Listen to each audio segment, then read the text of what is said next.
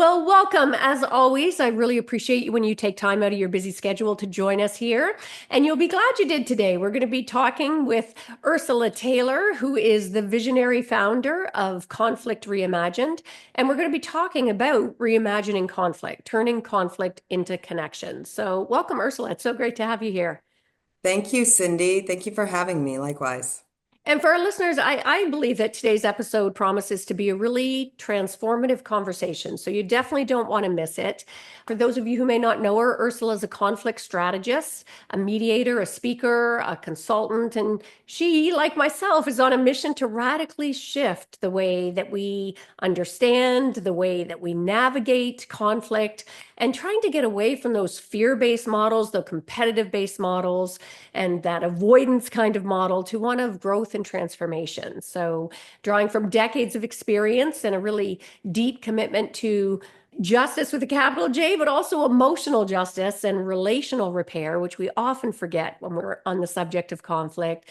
Ursula helps individuals, teams, organizations to be able to actually embrace conflict as a catalyst, use it to actually propel better connection and clarity, and maybe see some courageous leadership coming out at the other end. So, and if you're individually here, if you've ever struggled with maybe a difficult conversation, or like many of my listeners I know who perhaps avoid those difficult conversations, worried that it'll be a confrontation, and or if you find yourself triggered whenever there's tension, then this conversation is definitely going to be for you. Go get a writing utensil or whatever you use, because we are going to explore how to reimagine conflict through, dare I say, a feminine lens, where we leverage empathy and presence and power, all of those things that are so much a part of the art of feminine negotiation, so that we don't just manage that conflict, but we can alchemize it into meaningful change. So let's dive in. So, Ursula, what inspired you to launch Conflict Reimagined? Was there a particular moment or a conflict that catalyzed the vision, or was it one of those growing things that evolved? Yeah, great question. It's been a lifelong journey. I came into the practice of law. I practiced complex commercial litigation for 17 years. I developed a niche around managed care healthcare litigation. Yeah. And I went through every form of law firm, from a big firm right out of law school to a litigation boutique and ultimately my own firm, never feeling like completely settled Yeah. on how disputes were handled. I think I started with this idea that conflict could be handled in more elevated ways if we could leverage and effectively utilize legal systems. Yeah. The idea that if it's smart people with law degrees and judges and big words and everyone's wearing a suit, that this would be a more refined and elevated way and ultimately a more effective way to deal with disputes. And then as I went on, I thought, the problem is that I'm not a partner. I need to climb the ladder. And then it Yeah. was, I need to grow my own practice. I need to have my own clients. I need to have my own firm so that I can really be free to think about disputes differently. And then about 4 or 5 years ago, in my own law firm, working for my own clients, I still felt really constrained and limited. Yeah. And I got to a point where litigation just felt like a hamster on a wheel. It felt inefficient and ineffective.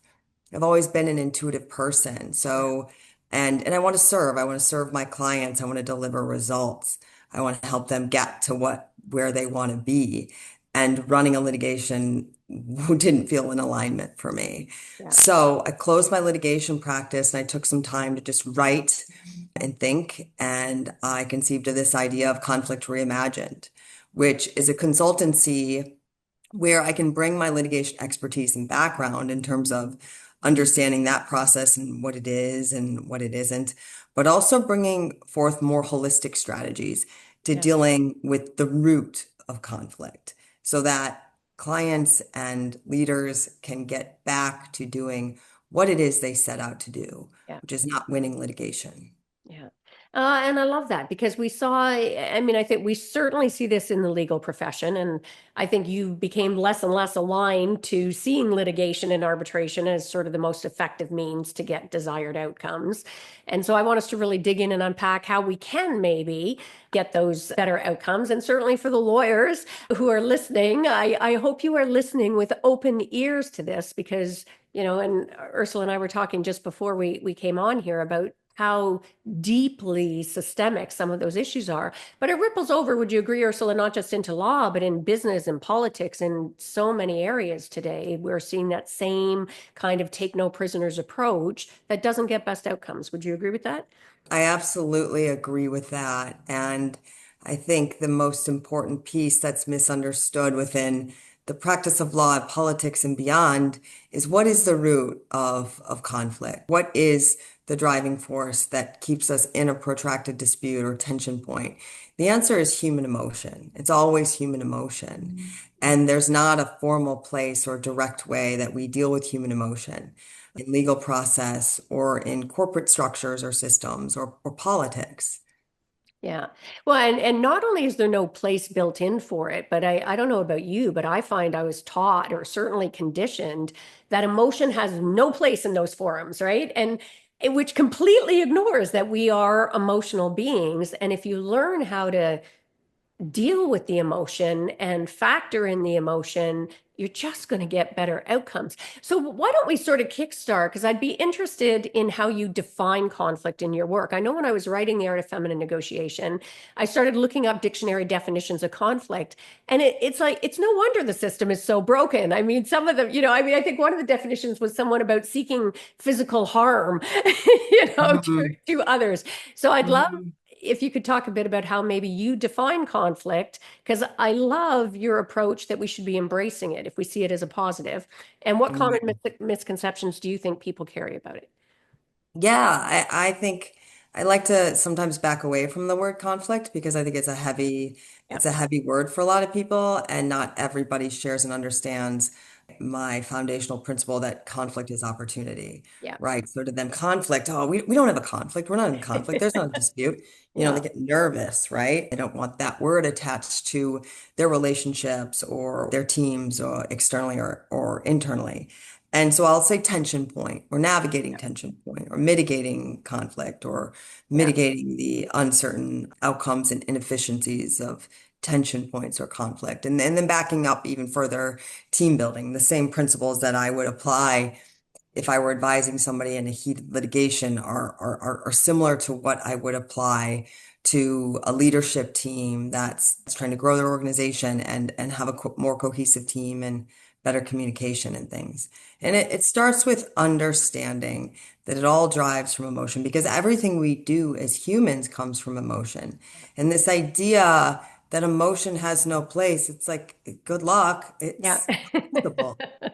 It's not possible. And the more we tell ourselves that, try to live in that world of like it's felt, even if you can sort of seemingly repress and put it to the side, now you're dealing with probably some more passive behaviors yeah, and you're exemplifying sort of repressing feelings or pushing things down. And I've worked in those spaces and it's not effective, it's not sustainable, it's not efficient, and it's not the path for the highest and best sort of results. yeah.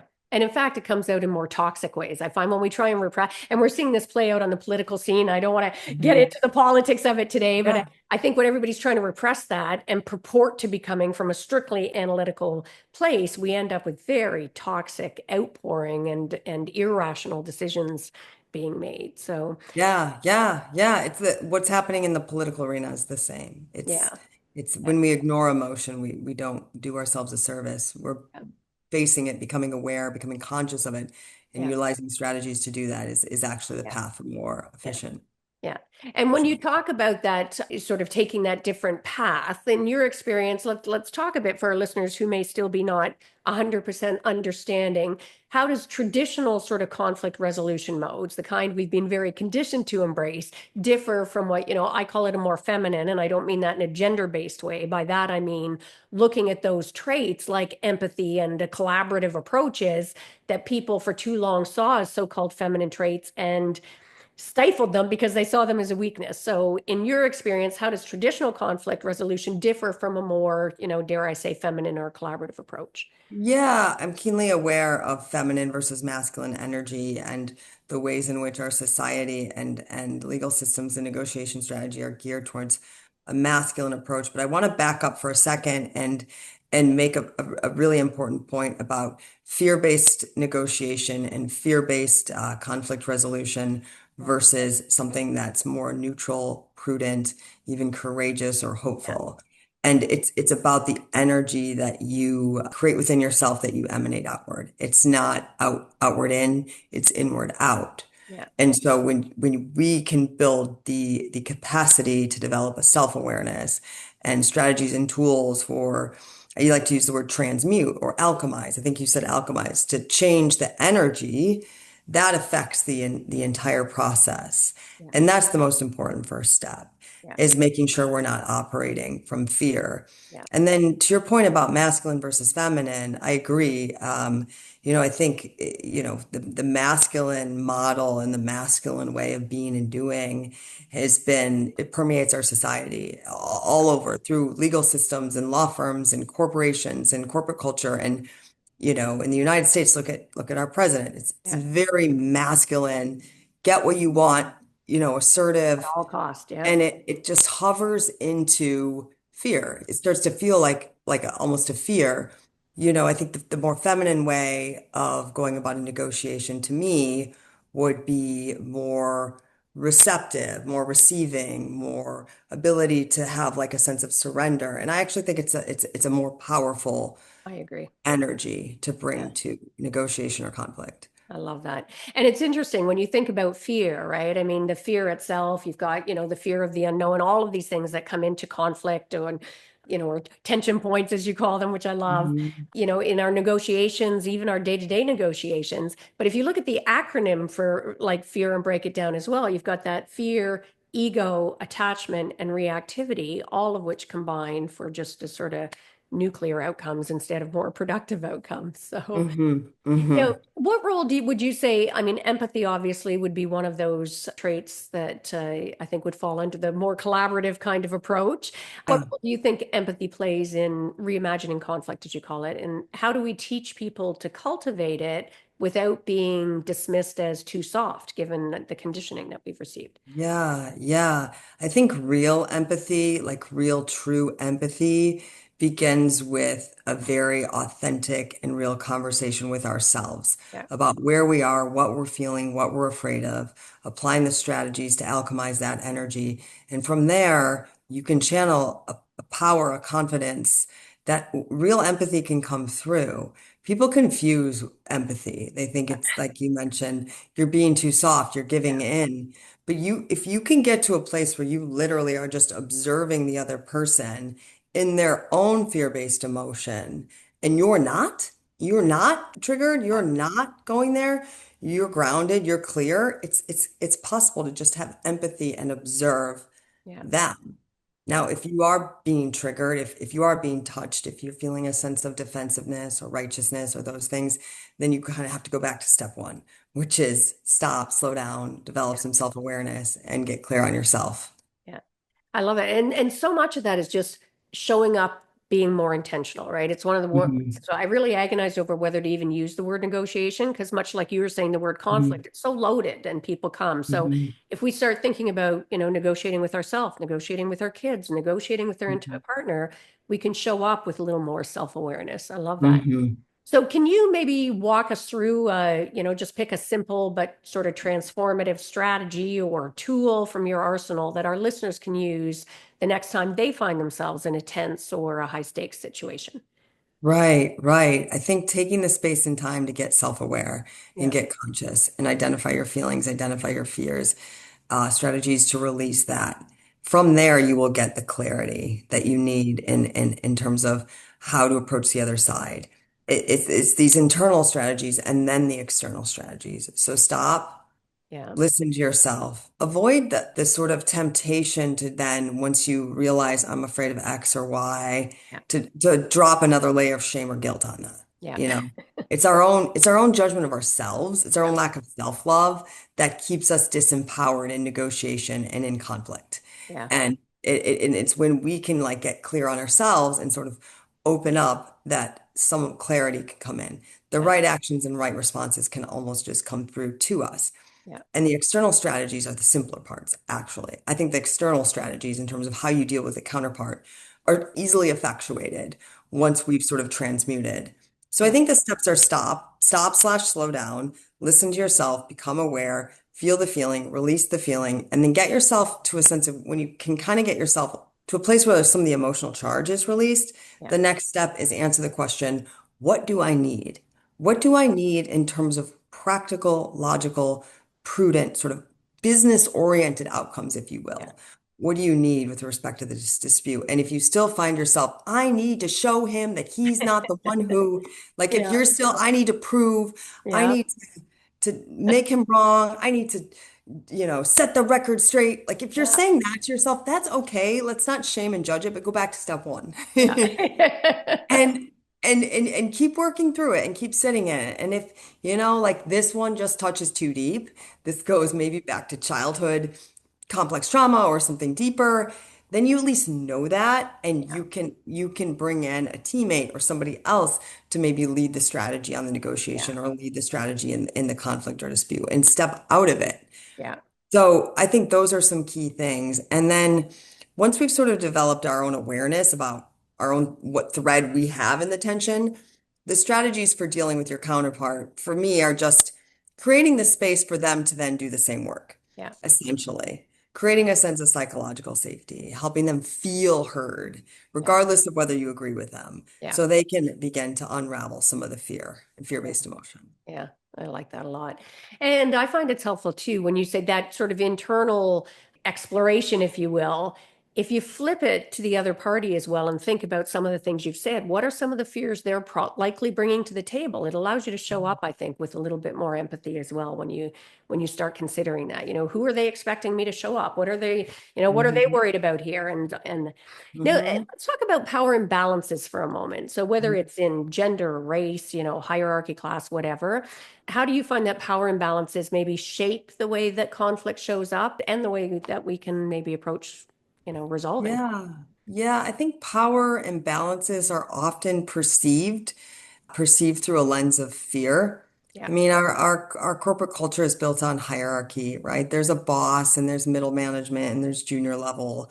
And some of that it's necessary, but it also comes at a cost because I think it can create fear dynamics and hesitation to speak up or to share, which affects innovation and positive culture.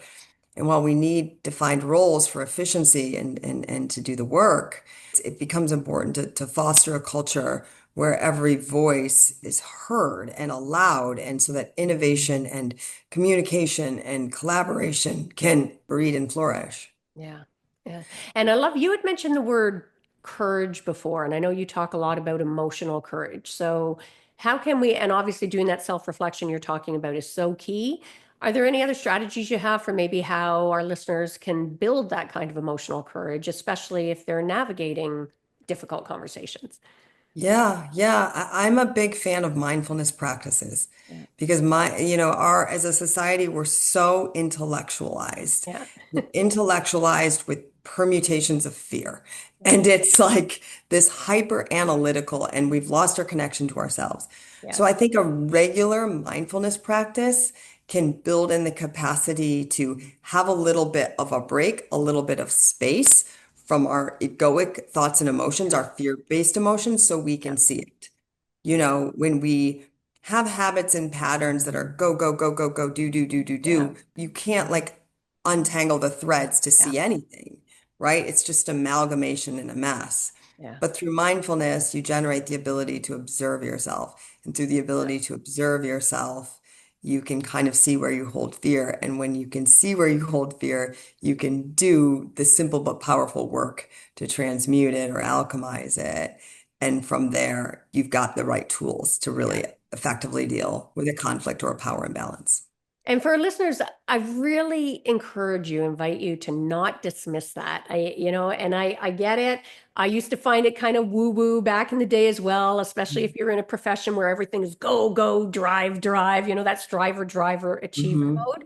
But my goodness, for our listeners there, the studies about how little space the average person actually gives themselves in any given day. And when you allow yourself space to just be present, that's where your creativity comes from. That's where you can help engage with that empathy. So I love that you're highlighting that as those sort of mindfulness practices, because they can be a game changer for you to build that courage and be a better version of yourself when you show up. Yeah.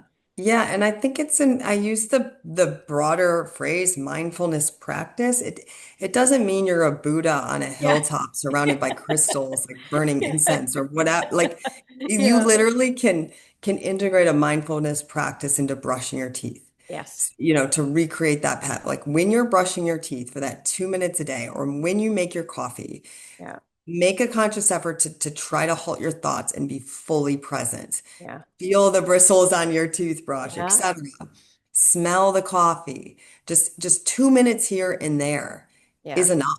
Five Yeah. or 10 minutes a day is enough. And it Yeah. can be something that you just incorporate into your walk Yeah. from the train to home. Yeah. On that 5-minute walk from the train to home, I'm going to set an intention to try to be fully present. Yeah. You don't have to go to a yoga class or a meditation class or anything that feels incongruent with your life or who you are. And it's amazing how much more you experience life when you allow yourself those. I love doing it with food, right? Just Mhm. taking a moment to be fully present, taste the flavors, smell the smells, right? Invoke all five of your senses for our listeners out Right. there. Try it with your next meal today. I challenge you to try to just be fully, absolutely present in whatever it is Mhm. that what you're eating, your texture. And I'd like to, for our listeners, draw a distinction too. I mean, you've got that mindfulness practice piece where you're fully present and aware, and also just allowing yourself a little bit more space, even as Ursula says, even if it's just 5 or 10 minutes a day, just space where you're not doing anything else, nothing on your to-do list, but just Mhm. allowing yourself to be. Now, Yeah. I think in the intro, I had talked about that sort of avoidance when you get people who try and just avoid what they perceive is going to be likely, a conflict or a difficult conversation. So, how do you help your clients distinguish between healthy boundaries versus avoidance when it comes to those kind of conversations? Yeah, it's a great question. Healthy boundaries versus avoidance. The differentiator is fear. Yeah, So fear of conflict is really real, and a lot of people hold it, and it's common, and it's okay. But the purpose of noting that is so that you can kind of go into that and release it. yeah, So fear of conflict is similar to the fear that has us in the conflict. yeah, Right? So it's also limiting. It's going to keep you from being open. It's going to keep you from asking questions. It's going to limit your ability to garner an awareness of the other person and to really have an effective dialogue if you're afraid of conflict. But the strategies that I use once I've gotten to a place with someone where they've begun to identify what they're afraid of is say, okay, let's go there. Let's literally just go there. What could happen? Let's feel into that. Let's drop the story, the people, the drama, get out of our egoic mind and really just try to feel the energy in our body. yeah, What comes up when you think about if I go to this person and say I need X, and I'm afraid they'll be mad. Okay, maybe they'll be mad. Maybe they will. Let's go there. And by just going into it, going into the uncomfortability, that's how we can release some of that fear. yeah, And that's where we find our power. yeah, When we can get out of our own fear and our fear-based emotion, that's where we find our power, inside out, not outside yeah, in. And that's what's going to be the most effective ammunition in any yeah. negotiation or conflict or tension. Yeah, I'm laughing when you said inside out, because that's the whole premise of my book. I call it the inside out method, right? Because I think everybody always starts, and almost every negotiation book talks about those tactical, practical, strategies, and they miss the most important part, which is that Hmm. inner game. So I love that Hmm. that's your focus, Ursula. And now, Yeah. I mean, I know obviously you're going to say fear, but let's assume we've got somebody who's done that self-awareness. They're going into a difficult conversation. They've really addressed that internal fear and made peace with it, and they end up dealing with somebody who is a bully. They're negotiating with somebody who's just engaging in ongoing bullying tactics. Any sort of Mhm. practical or other advice or tips you would have Yeah. for how to Yeah. deal with it when you're confronting that? Yeah. A bully, or I like to use the word externalizer. It's like a Yeah, softer, broader phrase for I like that. narcissist. Yeah, I think narcissist is a heavy word, so I try to say externalizer. And I think we all have moments in our life or times in our life when we operate on I'll call it the narcissistic spectrum. yeah, So we'll be softer on ourselves and others and say externalizer. How do you do with that? Deal yeah, with that. It starts with a lot of clarity about who you are. You're grounded, you're centered, you're connected to you, you're driving from within you. Yeah. Your compass is within you. You've answered the question, what do I need? You've done some reflection on where do I have leverage? What are my paths? What's my A, B, and C? What can I control? What can I not control? You sort of know where you're operating and you're bringing the right energy, but you're with someone who is just Yeah. deeply insecure and externalizing and won't and can't. Yeah. And in those situations, it's just really important to know what you can control and what you can't, and not get triggered and lost in the emotional drama. Because when an externalizer is met with someone who's just really grounded, really clear, they don't have an impact. They don't have an effect on us. Yeah. They're powerless. Yeah. And so they may try for a bit, but they'll probably just move on and Yeah. try to get their supply from another source. Yeah. So you may not be able to convince and compel an externalizer or a narcissist to do what you want, but Yeah. you'll be really clear on what power you have and Yeah. where you stand, and that will serve you greatly. Yeah. Nice. And where do you think, like we had mentioned about culture before, in terms of that, sort of bringing in balance to the table? How do you find cultural norms or, systemic bias? There's a lot of chat about that these days, impact how conflict is handled, right? Especially for, women and other marginalized voices. Yeah, yeah, I think it would be specific to the people. So much of what I do is really highly customized to the people and the situations and the emotions that are there. But I think when you're dealing with, bias, it's even more important to know who you are and understand your power Yeah. and have gone into the fear of like, what if this person who's seemingly more powerful and more has more status or accolade or what have you. Yeah. What if they look down on me? What if they do? Let's go into that. Let's feel into that fear. Let's go there, Not everybody is compatible, but Yeah. we all do have a power within us. It doesn't matter your race or your gender. I mean, our bias is real, but when we know who we are, when we know our power, that's incredible. That's the stuff, right? That's the stuff that's gonna, we all have a voice and a place and a power. It's knowing what that is and where that comes from for each individual. Yeah. And for our listeners, I hope you're getting a theme here and that you're allowing yourself to really internalize it. And that is yeah, ironic. I use the word internalize because it's deal with the internal first, do the inside work first. In almost every negotiation, every potential conflict, every difficult situation or conversation you think you're going to have, do the work on your, don't spend all your time thinking about how am I going to change them? How am I going to convince them? What arguments am I going to use? Start with the internal. And you may have answered it already, Ursula, but I'm wondering what's if you were going to pick like one myth about conflict that you would love to just bust open for once and for all, what would it be? It would be that blame and fault are not real. Yeah. I mean, that's a big one, and it might be a hard pill for a lot of people to f swallow. But blame and fault, in the paradigm of blame and fault, and that structure that like we need to identify the victim and the transgressor, and what percentage of fault Yeah. goes here and what percentage of fault goes there. That's not needed. And when we stay mired in the necessity for that, we actually severely limit our ability to Yeah. efficiently and effectively resolve conflict. Yeah. What we need to get to is what do I need? What do I need? What is the thing that I need? And how does that fit with this person's sort of needs? And how can we leverage that by first getting rid of the emotional charge, the fear charge? Yeah. So blame and fault is a false paradigm that keeps us limited. Yeah. It's I say to my clients, and I think this helps in my work, I don't see blame and fault. I do see fear and feelings. Yeah. So you can vent to me, you can talk about somebody else in a way that Yeah. is negative if that's what you need to get into what's real in terms of fear and feelings. Yeah. But I'm not going to subscribe to blame and fault. That's not where I come from. Like, I'm not shaming you, but that's not what I'm bringing to this. Yeah. So, And for our listeners, I really want to put a pin in that for you to think in your personal lives as well, because we often just apply this thing when we think of conflict and that we think of those business sort of professional But what Ursula was just talking about, we see probably as if not more often in our personal relationships. And again, be really honest with yourself. Are you keeping a list of transgressions of your partner, right? Keeping score of all the things that they do that piss you off and that you're going to throw back in their face the next time when you're trying to move something forward. Not an effective way to be able to actually handle getting best outcomes, that's for sure.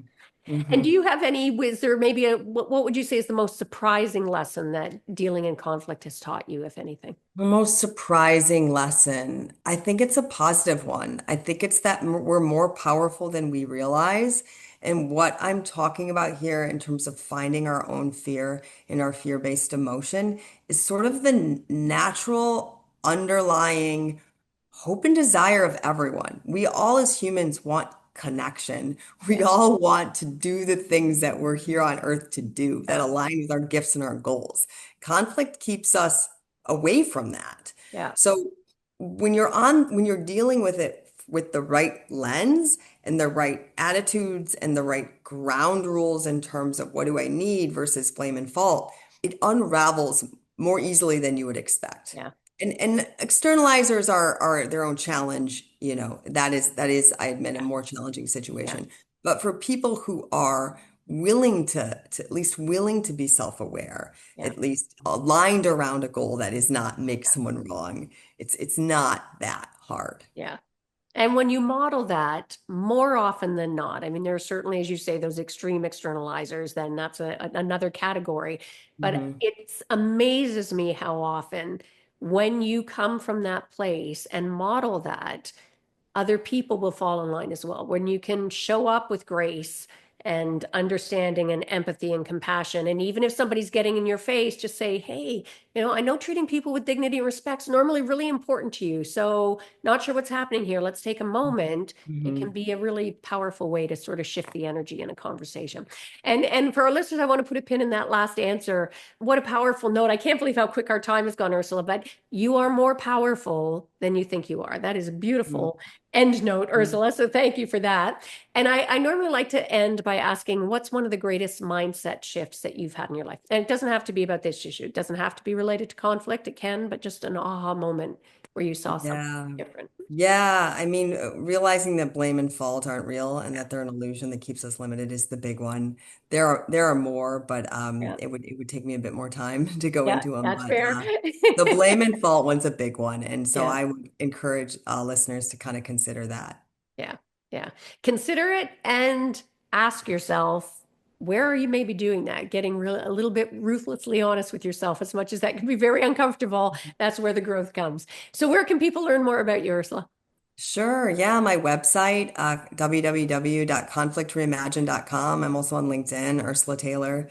Find me. You can read my articles, see a little bit of how I think and how I work. And feel free to reach out to me through my website or shoot me an email, Ursula@conflictreimagine.com. And yeah, I'd be happy to chat with any of your listeners about any actual or potential disputes or tensions. Yeah. Great, great name, by the way, Conflict Reimagined. I love that. So for our listeners, easy to remember, kind of a powerful motivator. And we'll make sure to put that info in the show notes. So again, Ursula, thank you so much for being here, sharing insights that, these issues seem so complicated and you've really brought it down to a couple of key nuggets, I think, for our listeners to take away. So thank you. Thank you, Cindy. And for our listeners, if you were listening at all, I have no doubt you got lots of value from this. Feel free to re-listen to the episode. Sometimes things hit us differently when we hear it at different times or when we're in a different state. So I invite you to do that. And also, as always, I'm a big advocate of giving the gift of sharing. Share this episode with other people in your life. We all have tension points that arise in our life, and being able to better navigate those will help you negotiate a better life. So do make sure to share. And before we sign off, as always, if you are looking to uplevel your negotiation skills, feel free to check out. I've got everything from, group to signature one-on-one and mastermind VIP experiences to help you leverage your innate power to get more of what you want and deserve in life. If that sounds interesting, check it out at artoffemininenegotiation.com. Make sure to grab my book of the same name if you haven't done that yet, The Art of Feminine Negotiation, How to Get What You Want from the Boardroom to the Bedroom. And that's a wrap for this episode. So until next time, go forth and negotiate your best life on your terms so you can stop missing out and start getting more of what you want and deserve from from the boardroom to the bedroom. Until next time, take care.